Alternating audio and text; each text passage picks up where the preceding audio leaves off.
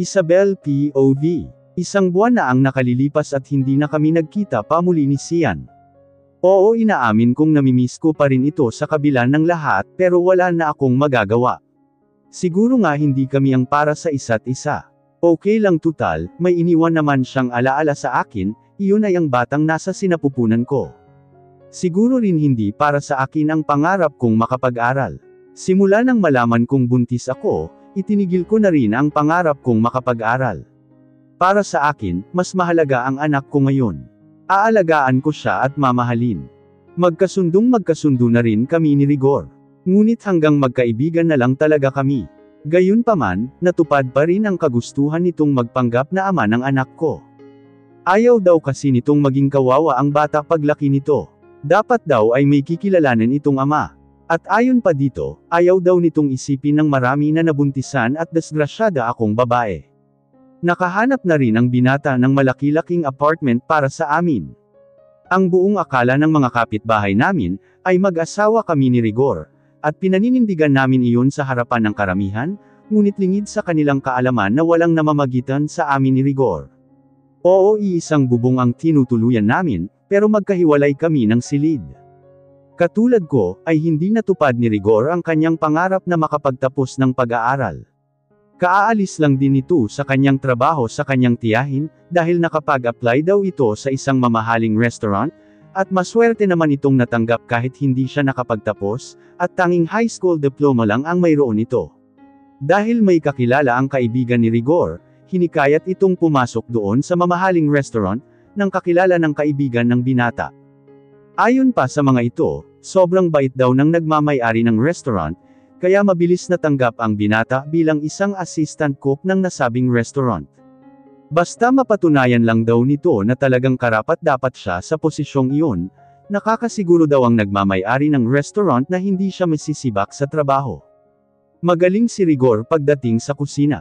May talento din ito sa pagluluto, kaya alam kong hindi nito bibiguin ang nagmamay-ari ng restaurant. Hayaan mo, kapag sumahad na ako, ipapasyal kita sa mga lugar na hindi mo pa napupuntahan. Gulat akong napalingon kay Rigor, habang abala ako sa pagliligpit ng aming pinagkainan. Ano ka ba? Hindi mo naman dapat gawin pa ang bagay na iyon, Rigor. Sobrang laki na nang naitulong mo sa akin, giit ko. Hayaan mo na, gusto ko may magagawa ka pa ba? Natatawang saad nito. Natigilan ako nang maalala si Sian, habang pinagmamasdan si Rigor. Mabilis akong napailing. Bakit kailangan ko pang maalala ang lalaking nagdulot sa akin ng malaking sugat sa puso? Bakit? Kunot noong tanong ni Rigor. Hindi ko na malayang nahuli pala akong tumitingin dito. Mabilis akong tumalikod, at ipinagpatuloy ang ginagawa. Dumating na nga ang araw na kinakailangan ng pumasok ni Rigor sa trabaho. Dahil ako lang mag-isa dito sa bahay, hindi ko maiwasang malungkot. Ngunit kahit ganoon pa man, hindi ko pa rin maiwasang matuwa, dahil sa palagi nitong pagbibilin sa akin na mag-iingat kami ni Baby. Kumaway ako nang makitang lamarga na ang jeep na kinalululanan ni Rigor papuntang trabaho. Bumalik ako sa loob ng apartment, at binuksan ang telebisyon. Pinanood ko ang paborito ni Rigor na channel na It's All About Cooking, habang nasa kalagitnaan ng panunood, bilang nag-anunsyo ang isang kilalang chef doon. Please welcome to our handsome restaurator in the Philippines. Hindi ko alam pero biglang lumakas ang kabog ng dibdib ko. Mataman akong nakatitig sa screen ng TV. Ilang sandali lang pagkatapos ng pag-aanunsyo ng chef na iyon, ay tsaka naman lumabas ang isang pamilyar na tao. Napasinghap ako, habang pinagmamasdan ang napakakisig nitong tindig at porma. Wala pa rin itong ipinagbabago. Sobrang makapigil hininga pa rin ang angking kaguwapuhan nito. Napalunok ako nang tumutok ang paningin ni Sian sa screen, na tila ba sa akin nakatitig at kapag kuwan ay ngumiti ito. Hindi ko alam pero bigla akong nadala sa klase ng mga ngiti nito. Hindi ko sinasadyang mapangiti, habang titig na titig sa gwapo nitong mukha. Hindi ko maintindihan ang sarili ko. Bakit tila biglang pinawi ng mga ngiting iyon ang galit at puot ko sa dibdib? Tila ba ay wala itong nagawang kasalanan sa akin? Before we start the demonstration, I would like to ask you something, Chef Sian Larson, narinig kong wika ng chef na lalaki kanina. Yes sure. What is it? Tugon ni Sian. Siyempre maraming gustong magkaroon ng update, ng buhay pag-ibig ng isang sikat at gwapong chef. Nakita kong pangiti-ngiti si Sian, at muling nagtama ang paningin namin sa screen ng TV. Do you have a girlfriend? Nagulat ako sa tanong na iyon. Anabangan ko ang sagot ni Sian. Napansin kong biglang sumeryoso ang gwapong mukha nito, at kapag kuwan ay ngumiti ng tipid. Nothing. Sinungaling. Bigla akong napatayo at humarap sa screen, na tila ba kaharap ko ito ng personal. Walang hiya ka talaga Sian. Ano ang tawag mo kay Rebecca? Hindi ba siya ang ipinagpalit mo sa akin? Iyon nga lang, kasal pa tayo, at alam kong hindi mo siya mapakasalan ngayon, dahil hindi pa tayo legal na hiwalay. Oh, talaga ba? Parang hindi yata ako naniniwala. Hindi kumbinsidong wika ng chef. It's up to you chef, nakangiting tugon ni Sian. Pero may babae kang napupusyan. Muling tanong ng chef. Sumeryoso muli ang mukha ni Sian. Yes of course. Pero hindi niya ako gusto, at hindi niya ako mahal. Napakunot ang noo ko, habang titig na titig sa screen. Nanggigigil ako. Napakasinungaling talaga nito. Huwag mong sabihin, adin-deny mo na ngayon si Rebecca. Ano ba Sian? Saad ko na parang ewan. Sa gwapo mong iyan. Hindi ka gusto noong girl. May mahal siyang iba, malungkot na saad ni Sian. Dahil sa inis, kaagad kong pinatay ang TV. Ayaw ko nang tapusin ang panunood, dahil pakiramdam ko tumataas ang blood pressure ko. Kung ganoon, kawawa si Rebecca dahil adin-deny ito ni Sian sa harap ng madla. Humakbang ako patungong aking silid.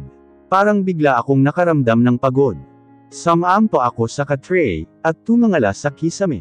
Hindi ko maiwasang maalala si Antefe. Wala pa rin itong kaalam-alam tungkol sa pagbubuntis ko, at kapag nalaman nito iyon, alam kong tatadterin ako nito ng sermon. Maging si Tito Virgel at Dana. Ayaw kong magpakita sa mga ito. Dahil nahihiya ako. At isa pa, kapag nalaman nilang buntis ako, malalaman iyon ni Sian at malamang magtataka at maghihinala iyon na ito ang ama. Si Sian maghihinala. Wala ngang pakialam iyon sa'yo Isabel. Kausap ko sa aking sarili. Hindi ko rin maiwasang maalala si Pia at Aling Petra. Alam kong nag-aalala ang mga ito, lalo na at hindi na ako nakita ni Pia, pagkatapos ng pagkahimatay ko sa loob ng covered court na iyon, kasi kaagad akong dinala ni Rigor sa ospital, hanggang sa nagkaroon kami ng kasunduan. Mariin kong ipinikit ang aking mga mata. Gusto kong magpahinga na. Ayaw kong pagurin ngayon ang sarili ko sa pag-iisip ng mga bagay-bagay. Please don't do this to me Sian. Halos lumuhad na sa pagmamakaawa si Rebecca, noong sabihin kong gusto ko nang itigil ang kalokohang hinabi nito. You can't force me to still continue those things Rebecca. Mariin kong wika dito. I lost the woman I love because of you.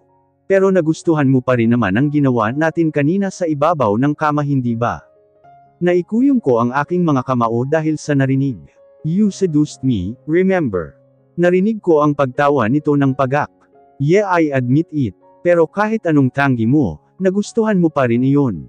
At dahil nagawa mo ang bagay na iyon, isa lang ang ibig sabihin yon. Hindi totoo ang pagmamahal mo kay Isabel. Hindi mo siya mahal. That's not true. Now leave this place, baka kung ano pa ang magawa ko sa iyo. I won't leave. Matapang na saad ni Rebecca. Magpapakamatay ako. Mark my words. Nagbabantang wika nito. Will you please stop threatening me? I don't care. Bahala ka na kung ano ang gusto mong gawin sa buhay mo Rebecca. I'm tired of hearing those words of yours. Dahil sa sinabi ko, tila na bahala ang dalaga. Marahil ay ramdam na nito na wala na talaga akong pakialam dito.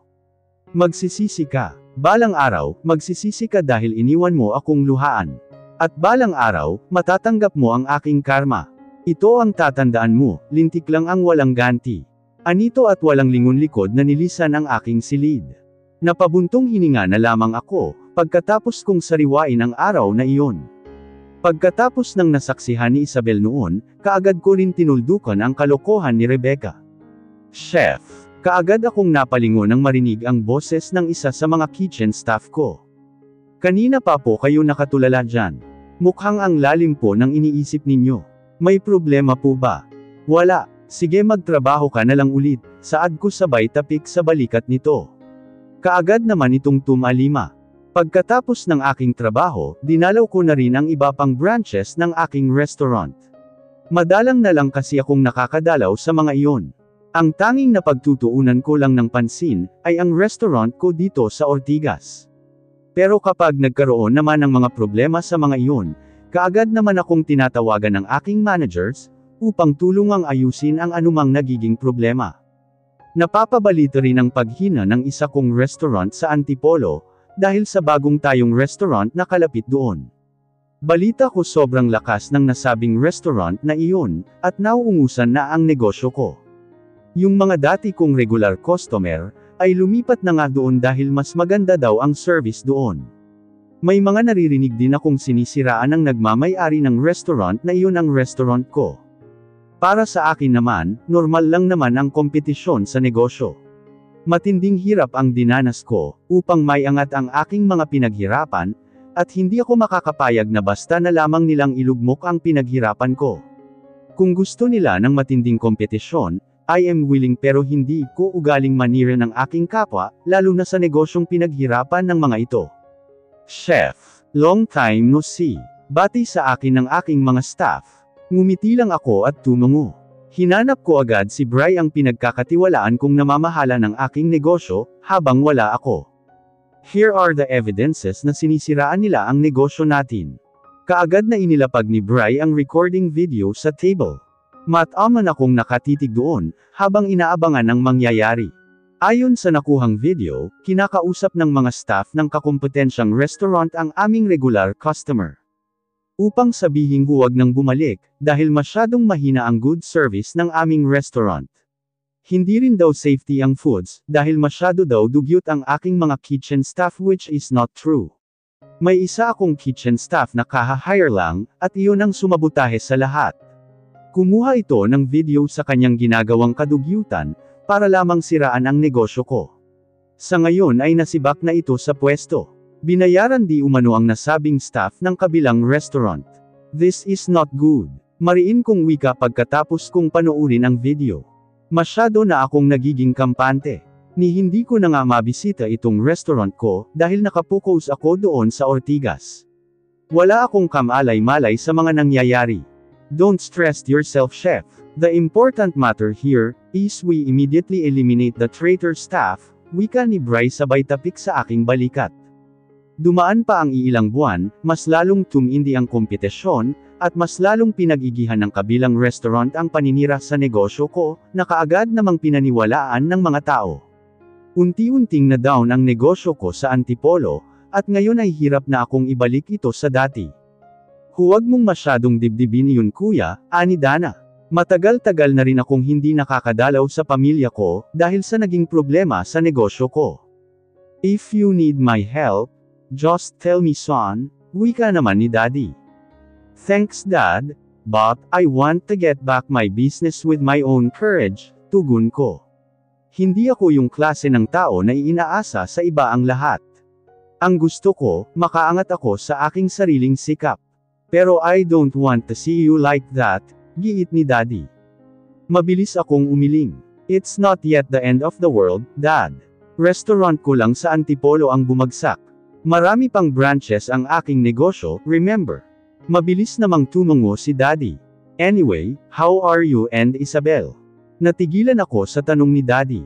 Hindi lingid sa kaalaman nito ang mga nangyari sa amin ni Isabel. Bumalik na ba siya sa iyo? Hindi na, matamlay kong wika na ikinalungkot naman nito at ni Dana. Nagpaalam na si Antefe. Umuwi na siya ng probinsya. Ni-stress siya sa kahahanap sa kanyang pamangkin, saad naman ni Dana. She's blaming us siyan. Napabuntong hininga na lang ako dahil sa mga narinig. Maging ako ay wala akong ideya, kung saan naruroon si Isabel. I missed her so much. This is all my fault Dad. Malungkot kong wika. Pagkatapos ng aming pag-uusap, hindi na muna ako umuwi ng Cavite. Nagstay na muna ako sa bahay ni Daddy. Balak kong bisitahin bukas si Mommy galing Paris. Kararating lang nito sa Pilipinas 3 days ago. Nagstay kasi ito sa Paris kasama ang kanyang pangalawang asawa, dahil sa kanilang negosyo doon, at ang tanging naiwan dito sa Pilipinas ay ang aking dalawang half-brother na sina Joshua Ramirez at Lance Ramirez. Sa ngayon ay nasa mabuting kondisyon na ang relasyon namin sa isa't isa. I personally apologize to them, dahil sa mga kagaspangang ipinapakita ko sa kanila noon. Hindi ko lang kasi noon lubusang matanggap na may kapatid na ako, dahil sa kataksilan ng aking ina. At isa pa, I am old enough para umasta ng pagiging unprofessional to them. Palagi rin kaming nag-uusap ni mommy sa video call, at nakiusap itong pawiin ko na ang anumang galit sa aking puso, at gladly I did it very well.